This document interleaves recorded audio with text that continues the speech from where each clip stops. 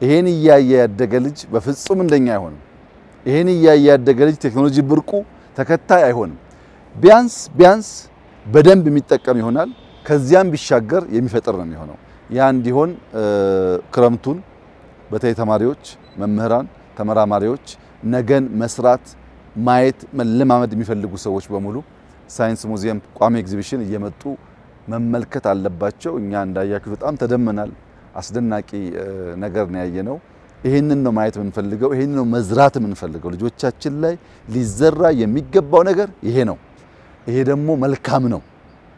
ይሄ ደግሞ ዕውቀት ነው ይሄ ደግሞ ጥበብ ነው ይሄ ፍታል ንግግር አይደለም ጥበብ ነው ይሄን አይቶ ያደገ ልጅ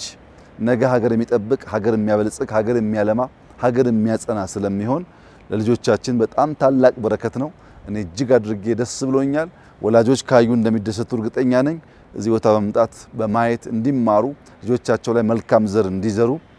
አደራ ማለት ፈልጋለሁ እጅግ አድርጌ አመሰግናለሁ